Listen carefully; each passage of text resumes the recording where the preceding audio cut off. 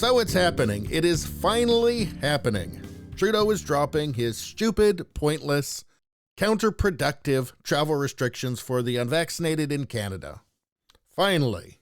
And I doubt very much that Trudeau's very happy about this because he seemed to quite like wielding this power over Canadians who had disobeyed him and had continued these restrictions far past the point where there could have been any justification whatsoever, if there ever was. But finally, I guess the pressure has become too much and he's dropping them. And I suppose that he can take comfort in the punishment that he's already doled out to those who dared to disobey him. But anyway, let's get into this. From the Toronto Sun, Trudeau acts on his own political science to drop travel restrictions. And underneath it says Trudeau hasn't wanted to get rid of a valuable political tool. And as I've said many times, I believe that Trudeau is the most cynical, sleaziest politician that possibly Canada's ever seen, certainly in my lifetime. Belatedly, and only due to increasing political pressure, Justin Trudeau is allowing his government to relax COOF travel and work mandates. Now, they haven't announced when exactly they're going to lift these mandates yet. I can't imagine it would be much longer than the end of June, but hopefully sooner. Anyway, they're going to release that later on today, and I'll make another video then when they do. Anyway, I'll keep reading. It's not due to the science, as his government continues to claim. His government hasn't been following the advice of Dr. Theresa Tam on these issues for some time. So maybe he thought this satisfied a couple of needs for him, to feed his ego, and also he thought it was a political winner, although it does look like that has backfired. Because people are mad about never-ending delays at airports, especially Pearson in Toronto, which is a major hub in Canada, and lifting the requirement for federal workers to be jabbed.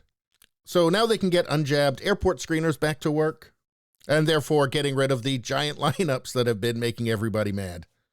But again, Trudeau isn't doing this because he's a nice guy or he's smart or because he cares about Canadians.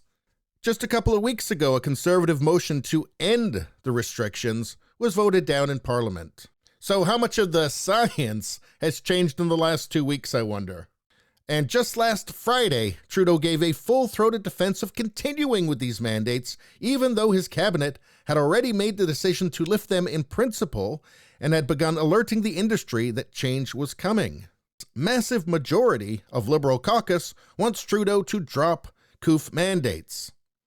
And as it says in this article, his government has been following the political science, not any medical science. I don't know why that hasn't been obvious for a long time.